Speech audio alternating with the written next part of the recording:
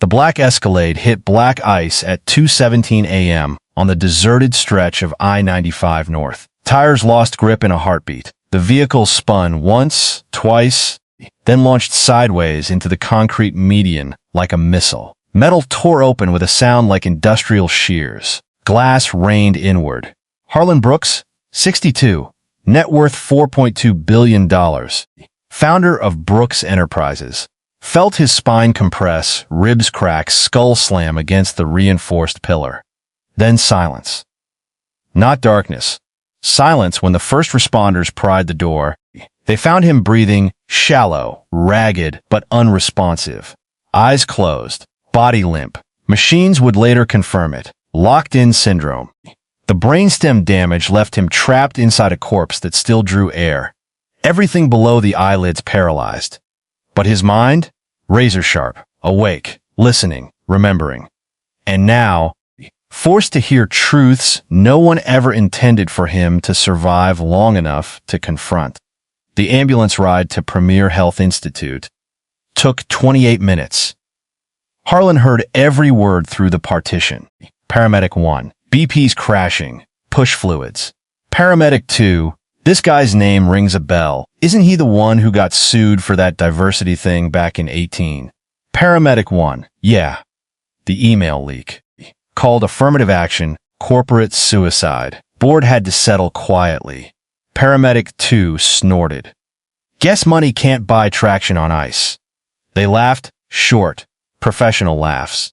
Harlan felt nothing physical, but inside, rage flickered like a pilot light that refused to die. At the hospital, the private wing smelled of money and bleach. Claudia arrived first. He recognized her Louboutins clicking before she even spoke. She didn't touch him. Claudia, into phone, voice low. Yes, Jonathan. The living trust activates on prolonged incapacity. No contest clause is ironclad. But we need the neurologist's report worded carefully. Persistent vegetative state, if possible. The kids are already asking about timelines. She paused. Harlan could picture her checking her reflection in the glass door. Claudia. And Trent wants the PR team prepped. There are still those archived emails floating around dark web forums. If he wakes up swinging, it'll be a nightmare.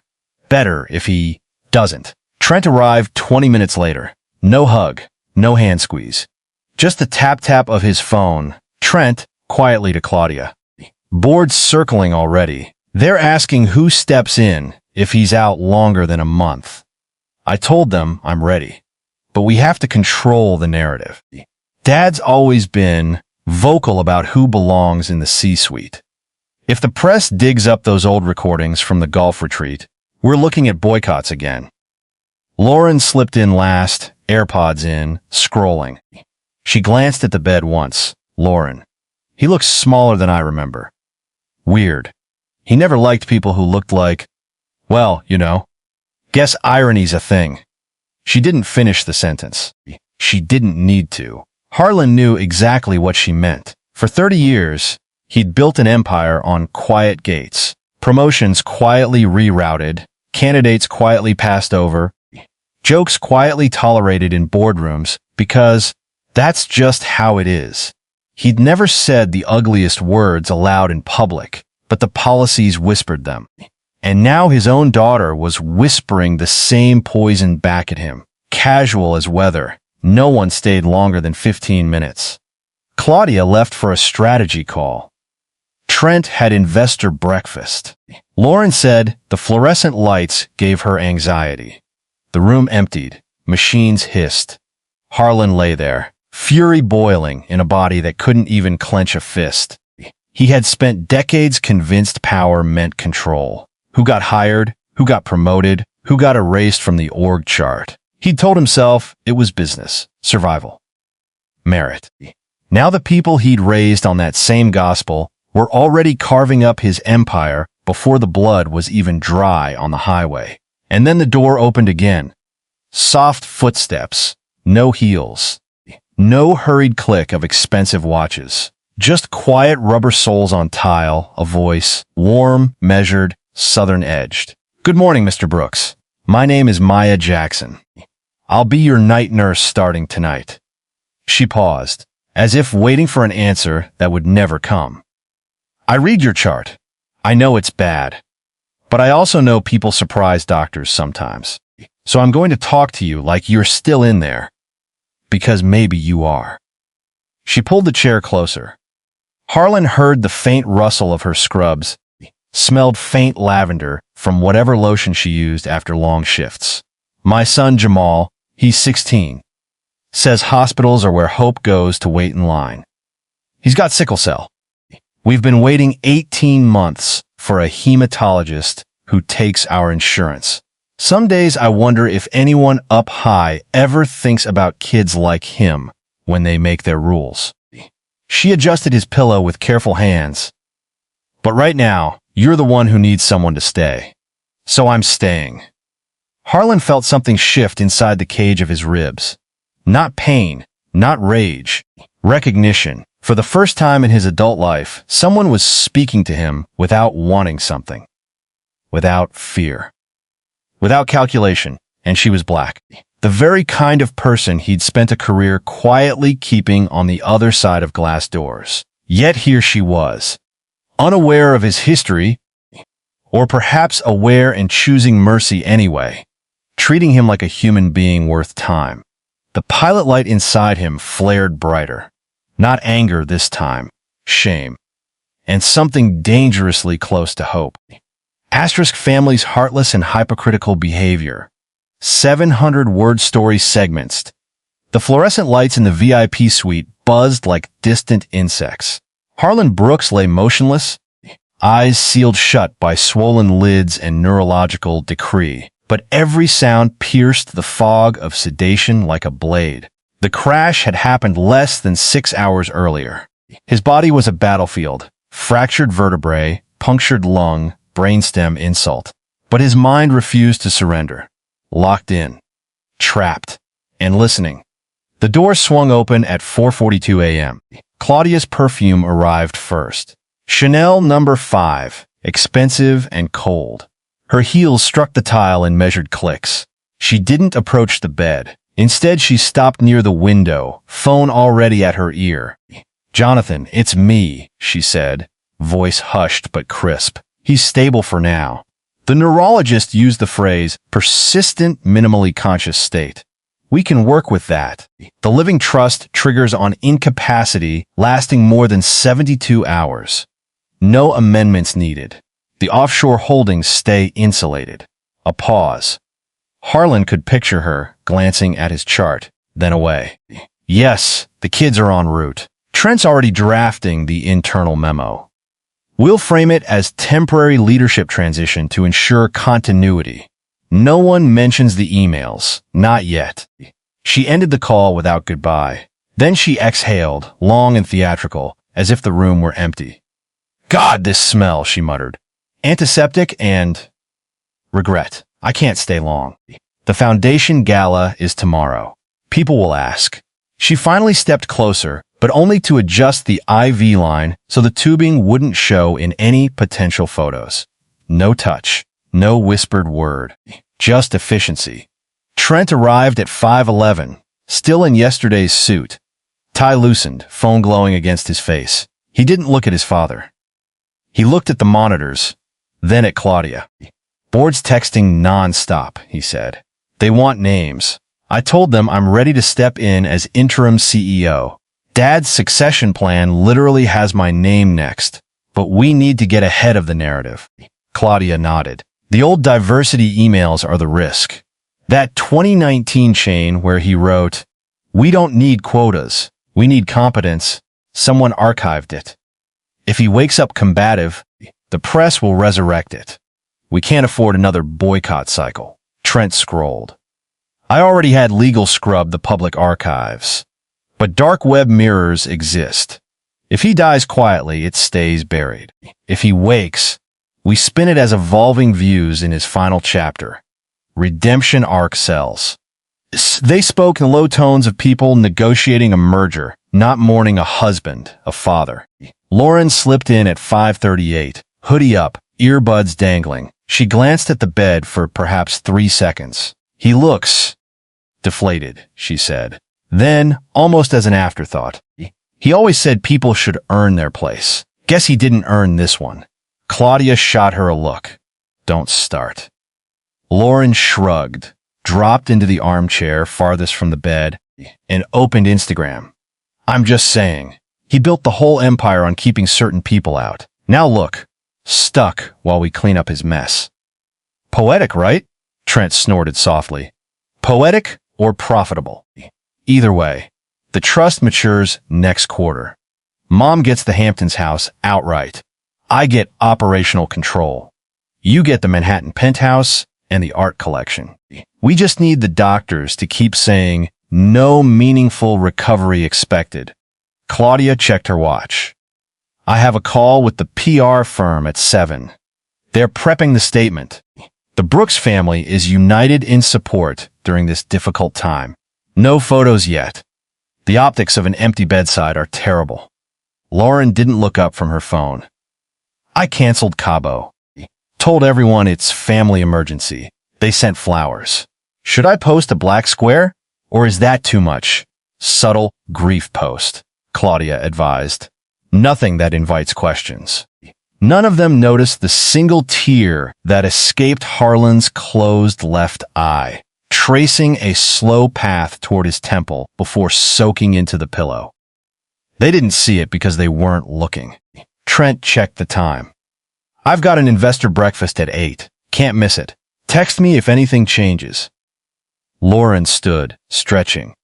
I'm going to crash in the lounge. These lights are killing my vibe. Claudia lingered only long enough to smooth her skirt. I'll be back after the gala prep.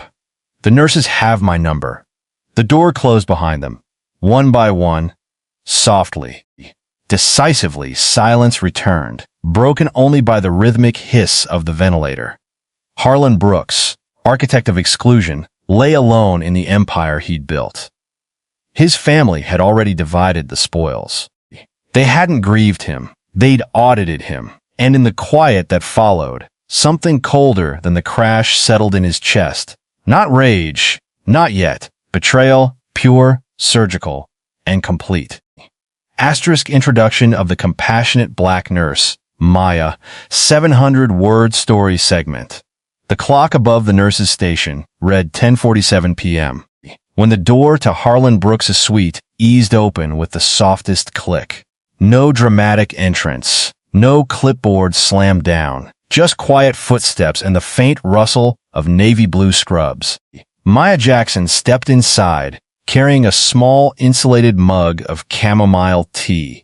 Her ritual after 12 hours already on her feet, and a folded prayer shawl she kept in her locker for the hardest nights. 38 years old, 5'4", shoulders squared from years of lifting patients, twice her size. Her skin was deep mahogany, hair pulled into a neat bun under a surgical cap, eyes the color of warm coffee and just as steady. She didn't glance at the name on the chart first. She looked at the man in the bed, Harlan Brooks. The name meant nothing to her beyond the brief handover. High profile, locked-in syndrome suspected, family rarely stays. She'd cared for celebrities, politicians, gang members, priests. Money and titles never changed the work. Bodies still needed turning. Skin still broke down. Souls still got lonely. She set her mug on the side table, pulled the rolling stool close, and sat without hurry. The room was dim, lit only by the blue-green glow of monitors and a single-wall sconce. Machines hissed in rhythm. She checked the ventilator settings first. Habit, then the IV drip, then the pulse oximeter clipped to his finger. All numbers steady. All numbers meaningless if no one talked to the person behind them. "Good evening, Mr. Brooks," she said, voice low and even. The way she spoke to her son Jamal when he woke up crying from pain at 3 a.m. "My name is Maya Jackson. I'll be here with you through the night shift. 6 to 6, 5 days a week until they reassign me or you don't need me anymore." She paused, giving space as if he might answer. "I don't know if you can hear me. The doctors say it's possible." Studies say voices get through sometimes, so I'm going to assume you can. If I'm wrong, at least the room won't feel so empty. She reached for the thin hospital blanket and smoothed it over his chest with careful hands. No rush, no roughness. The gesture was small, almost invisible, but it carried the weight of someone who knew what it felt like to be handled like an object. My boy Jamal, he's 16, says silence is the loudest thing in a hospital room. He's right. He's been in enough of them. She gave a small, private smile. Sickle cell. Crises come like storms. We ride them out together. But waiting lists for specialists are long, and insurance fights harder than the pain does sometimes. She adjusted the pillow behind his head, lifting it just enough to ease the pressure on his neck. Her touch was light but sure. I don't know your story, Mr. Brooks. I don't need to. Charts tell me injuries, not people. But I do know this. Right now you're alone in here, and that's the worst part of any sickness. So I'll talk. I'll pray if it feels right. I'll stay until the sun comes up, or until you tell me, somehow, to leave. She settled back on the stool, mug cradled in both hands. Steam rose in faint curls. Jamal wants to build bridges. Literal ones. He sketches them in his notebook. Steel and concrete spanning rivers he's never seen. Says bridges don't care who walks across them. Black, white, rich, poor. They just hold. I tell him the world isn't that simple yet. He tells me it can be if enough people decide it should. She sipped her tea, eyes never leaving his face. I grew up hearing stories from my grandmother. She cleaned houses in Georgia in the 60s. White ladies who smiled to her face, locked doors when she left the room, paid her half what the agency promised. She never complained. Said hate was their burden, not hers. Keep your hands busy and your heart open, she told me. Busy hands can't hold grudges. Maya set the mug down and leaned forward slightly. I don't know if you've carried grudges, Mr. Brooks. I don't know if the world treated you kindly or cruelly. Doesn't matter tonight. What matters is you're here, breathing, still fighting. And I'm here to help you keep fighting. She reached out and rested her palm lightly on the back of his hand. Not squeezing, just resting. Skin to skin, warmth to cold. If you can feel that, she whispered, know you're not alone. Not tonight. Outside, the hallway lights dimmed for night mode. Inside, the only sound was the soft beep of monitors and Maya's quiet breathing. Harlan Brooks, the man who'd once signed memos quietly rerouting promotions away from certain profiles, who'd laughed at off-color jokes in oak-paneled clubs, felt the pressure of her hand like a question he'd never been asked before. Not power, not fear, not transaction. Sybil, stubborn humanity. And for the first time in decades, something inside him didn't push it away. Emotional depth through Maya's personal stories, 700-word story segment. The third night, Maya Jackson worked the shift. The room felt smaller somehow. The monitors glowed the same sterile blue. The ventilator hissed its unchanging rhythm. But the air carried something new. The faint scent of her chamomile tea and the quiet weight of someone choosing to stay. She settled onto the stool at 11:12 p.m. Legs crossed at the ankles, hands folded in her lap like she was waiting for church to start. Harlan Brooks lay exactly as he had the night before. Eyes closed, body still. But Maya spoke as though they were old friends catching up after years apart. Jamal brought home a ribbon today, she began, voice soft but clear. First place in the district's science fair. He built a model of a low-cost water filtration system using recycled plastic bottles and charcoal. The judges said it could help communities without clean water. He stood up there in his too-big blazer, borrowed from his uncle, and explained every step like he was teaching NASA engineers. I cried in the back row, not loud, just the kind of tears that slip out when pride hurts a little. She paused to adjust the blanket over his legs. tucking it with the same gentle precision she used every night. He wants to study civil engineering. Says he's going to design bridges that connect places people have forgotten. Mom, he told me last week, bridges don't ask for your skin color or your bank account. They just hold everybody up. I laughed and told him the world isn't that fair yet. He looked at me serious as anything and said, "Then we make it fairer, one bridge at a time." 16 years old, already carrying dreams bigger than the bills we can't pay. Maya's fingers traced the edge of the pillowcase absently. The specialist we need is in Atlanta. Best sickle cell program in the Southeast. They won't even put him on the wait list without a deposit we don't have. Insurance says it's experimental. Experimental. Like my boy's pain is some kind of theory. I work doubles, save every extra dollar, but it's never enough. Some nights I sit on the fire escape and wonder if the people who make those rules ever think about kids like Jamal when they sign the papers. Or if they just see numbers. Statistics, not faces. She took a slow breath, the kind that steadies trembling hands. My grandmother used to tell me stories about the 60s in Macon, Georgia. She cleaned for a white family. Big house, white columns, the kind you see in movies. The lady of the house would smile, call her Mary Dear. Leave tips on the dresser like charity. But when company came, Grandma had to use the back door. Had to eat in the kitchen. Once she overheard the husband say, "Good help is hard to find, but you can't let them get too comfortable." She never quit. Said quitting would prove them right, that she was less. Instead, she worked harder, saved every penny, sent my mother to college.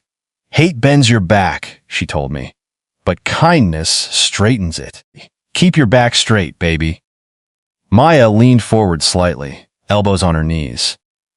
I don't know what kind of life you lived, Mr. Brooks.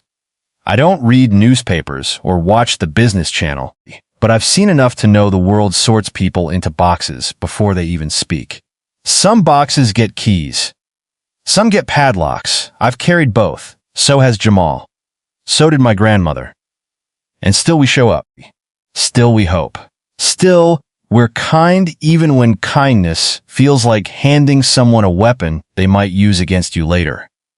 She reached out and rested her palm lightly on the back of his hand again. Not squeezing, just resting, warmth against cool skin. Jamal drew a picture for me last week, a bridge. On one side, a little boy who looks like him. On the other side, a man in a suit. They're shaking hands in the middle. He said, "That's what I want to build, Mom. Something nobody can tear down just because of who's standing on it." I hung it on the fridge. Every time I open the door for milk or bread, I see it, and I believe him a little more. Her thumb moved once, a tiny circle on his knuckle. If you're in there, Mr. Brooks, if any part of you can hear me, know this. You don't have to earn my kindness tonight. You just have to keep breathing. I'll keep talking. I'll keep staying, because bridges aren't built by people who wait for permission. They're built by people who decide the gap is worth crossing anyway. Outside the window, the city lights blurred into streaks of gold and red. Inside, the only movement was the slow rise and fall of Harlan's chest, and the single, silent tear that escaped the corner of his eye, tracing a path toward the pillow where no one but Maya would ever see it. Asterisk the major emotional and plot turning point. 700-word story segment. Asterisk night 15 arrived like every other, quiet, heavy with the scent of antiseptic and the low hum of machines. The wall clock read 1:03 a.m. when Maya Jackson pushed the door open with her shoulder, balancing a fresh thermos of tea and the weight of a long day that had refused to end. Her scrubs were the same navy, her bun slightly looser, strands escaping like they were tired too. She moved through the routine, checked the ventilator, adjusted the IV drip, turned Harlan Brooks gently to his side to prevent pressure sores. Then she sat. Tonight she didn't settle right away. She stood for a long moment at the foot of the bed, hands clasped in front of her, staring at the man who had become part of her nights. Then she sank onto the stool, elbows on her knees, face buried in her palms for 3 slow breaths. When she spoke, her voice cracked on the first word. "Jamal had another crisis tonight," she said. "Started around 7. Pain so bad he couldn't even cry, right? Just these shallow gasps. I held him until the fever broke at midnight. Gave him the last of the morphine we had at home. The ER turned us away again. Said the hematology consult is booked solid for 6 weeks unless we pay up front. 6 weeks. He might not have 6 weeks." She lifted her head. Her eyes were red-rimmed, but dry. She'd already cried all she could in the hallway. "I keep thinking, if someone with real power, if someone who could make one phone call, saw him the way I see him. Just a kid who draws bridges and wants to fix things. Not a statistic. Not a cost center. Just Jamal." Her voice dropped lower. "But the people who could help, they don't see us. Never have." She reached for his hand the way she always did, palm resting lightly over his knuckles. "I looked you up last night, Mr. Brooks. Couldn't sleep after Jamal finally drifted off. Typed your name into the search bar. Found the articles. The leaked emails from 2019. The boardroom recordings. The way you talked about cultural fit and merit over quotas. The way you made sure people who looked like me never got past the lobby." She didn't pull her hand away. "I sat there reading it all, and part of me wanted to walk out tonight. To leave you here with the silence you helped create. To say, you made your world. Live in it." But then I looked at Jamal sleeping, sweat on his forehead, breathing like every inhale cost him something, and I remembered what my grandmother said. "Hate is a chain you put on yourself first. If I walk away angry, I'm just adding another link." Maya's thumb moved once, a slow circle on the back of his hand. "So here I am, still talking, still staying, because you're not the empire tonight.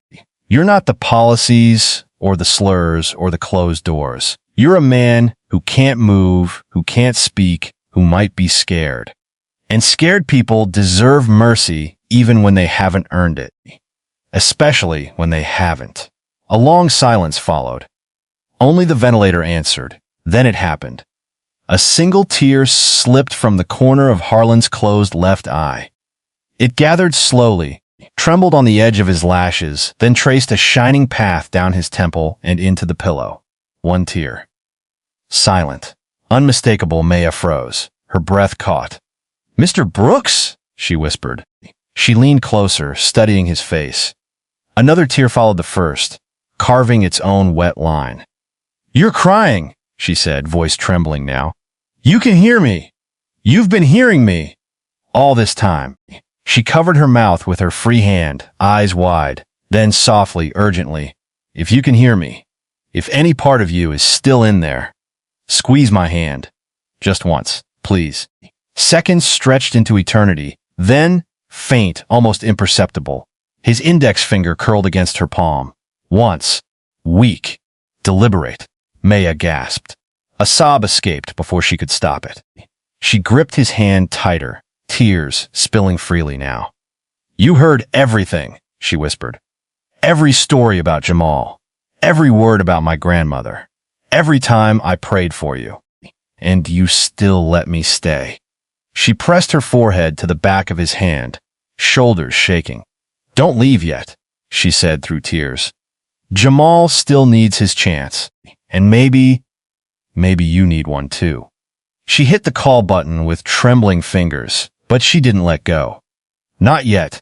In the quiet before the nurses rushed in, Harlan Brooks, the man who had spent a lifetime building walls, felt the last of them crack wide open, not from anger, not from shame alone, from mercy he had never deserved, and from the simple, stubborn kindness of a woman who refused to let hate win. Asterisk. Direct confrontation and rejection of toxic family. 700-word story segment. The morning light sliced through the half-closed blinds in harsh white stripes across the hospital bed.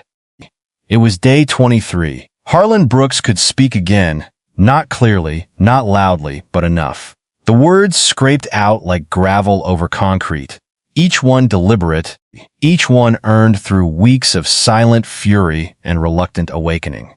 The room filled quickly once the news spread.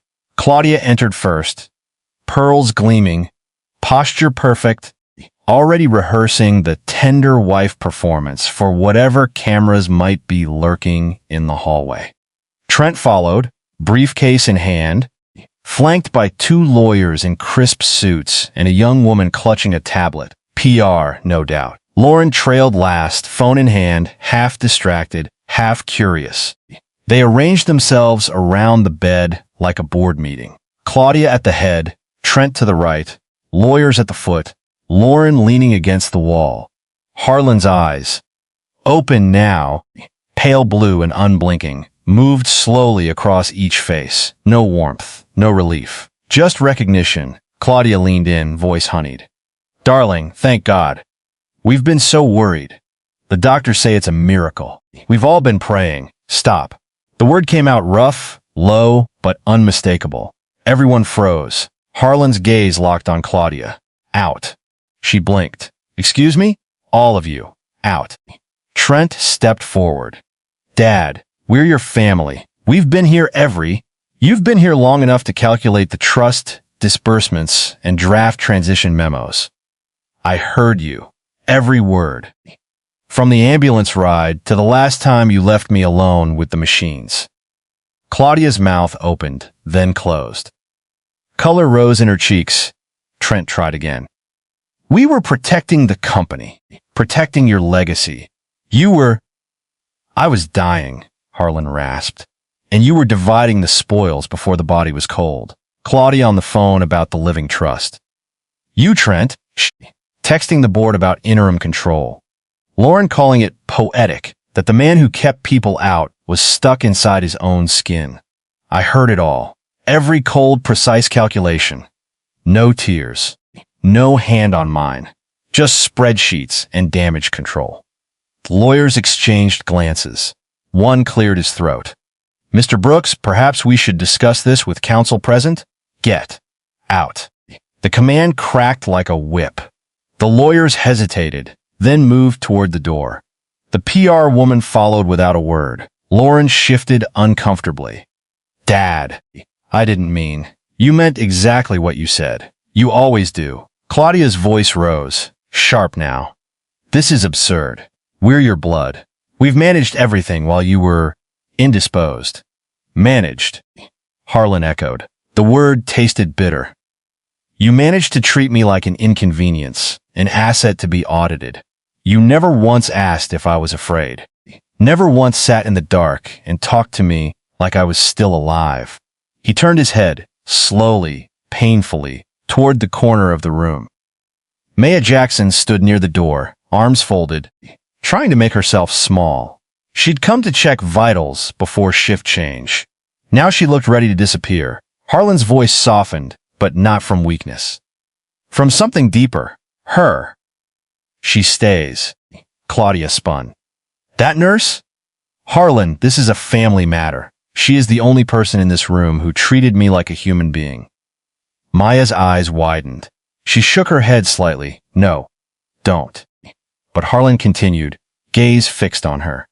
For weeks she came every night. She bathed me with dignity. She turned me so I wouldn't rot in my own bed. She talked to me when no one else would. She told me about her son Jamal, his drawings, his bridges, his pain no one would pay to fix. She told me about her grandmother cleaning houses, for people who locked doors when she left the room. She prayed for me. A stranger. A man she knew, because she looked me up. Had spent decades keeping people like her out of rooms like the ones I owned. His voice cracked on the last word. She knew my history, the emails, the policies, the quiet hate dressed up as business, and still she stayed. Still she held my hand. Still she chose mercy when she could have chosen silence. He looked back at his family. Their faces were masks now. Shock, anger, calculation. You calculated my death before it happened. She fought for my life when she had every reason not to. Silence pressed in, thick and final. Leave, Harlan said. All of you. And don't come back until you understand what family actually means. Claudia's lips trembled. Trent's jaw tightened. Lauren stared at the floor. They filed out. One by one. No arguments left. The door clicked shut behind the last lawyer. Only Maya remained. She stepped forward slowly, eyes shining. You didn't have to do that, she whispered. Yes, Harlan said. I did. He reached out, weakly, trembling, and took her hand.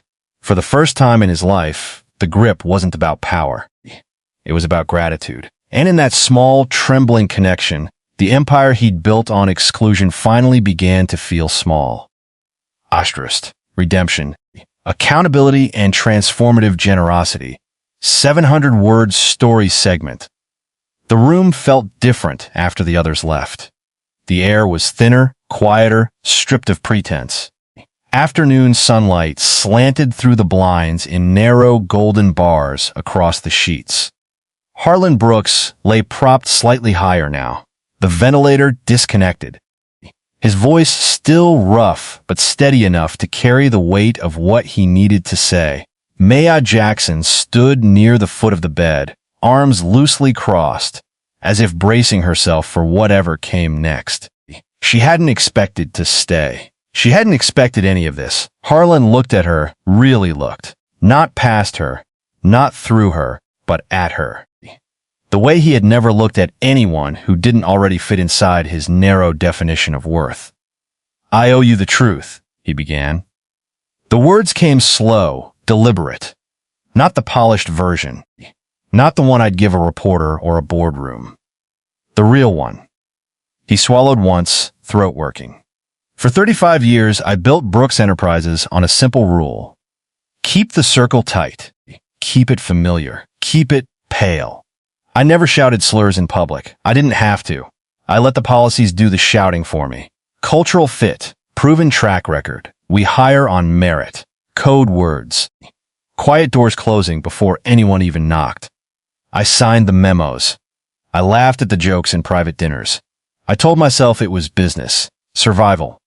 Strength. I told myself the world worked that way, and I was just playing the game better than most. His eyes glistened, but he didn't look away. I was wrong. I was cruel. I was small. And I spent decades convincing myself that smallness was power. Maya remained still. She didn't nod. She didn't interrupt. She simply listened. The same way she had listened every night when she thought he couldn't hear. You knew, Harlan continued. You looked me up. You read the articles, the emails, the recordings. You knew exactly who I was before you ever stepped into this room. And still you came back. Night after night. You bathed me. You prayed for me. You told me about Jamal's bridges and your grandmother's back that never bent. You gave me dignity when my own family gave me spreadsheets. A tremor passed through his voice. You judged my soul, Maya, not my skin, not my bank account, not my last name on a building, my soul. And what you found there, you didn't turn away from. You stayed. You showed mercy to a man who spent his life denying it to people who looked like you. Tears slipped down his cheeks now, unhidden. I don't deserve your kindness. I know that. But I'm asking for the chance to do one thing right. Just one. He reached out, shaky, slow, and took her hand. This time she didn't pull back. Jamal's care, he said. It's done. No more wait lists. No more denials. I've already spoken to my foundation director. Top hematologist in Atlanta, private suite if he needs it, full treatment protocol, experimental options included. Whatever it costs, whatever it takes. And after that, college, graduate school if he wants it. A trust in his name so money never stands between him and those bridges he wants to build. He'll never have to choose between medicine and dreaming again. Maya's breath caught. She shook her head once, small and stunned. Mr. Brooks. Harlan, he corrected gently. Please. She blinked rapidly. Harlan, you don't have to. I do, he said. Because for the first time in my life, I understand what real power looks like. It isn't the boardroom. It isn't the signature on a policy that keeps people out. It isn't the fear I put in others so I could feel safe. It's this. He squeezed her hand once, weakly but surely. It's choosing to see someone, really see them, and choosing to stay anyway. He looked toward the window, where the city skyline rose in distant steel and glass. His empire, once the measure of everything. I spent my life collecting things that can be taken away, he whispered. Buildings, money, titles, control. You gave me something that can't be bought or sold or inherited. You gave me a mirror, and in it I finally saw the man I'd become. Small, afraid, wrong. He turned back to her. Thank you, Maya, for not letting hate win, for showing me that change isn't impossible. It's just expensive in ways I never understood until now. Expensive in pride, expensive in time, expensive in the quiet decision to be kind when every instinct says walk away. Maya's tears fell freely. She didn't wipe them. She let them fall onto their joined hands. I didn't do it for thanks, she said softly. I know, Harlan replied. That's why it matters. Outside, the city continued its indifferent hum. Inside, two people.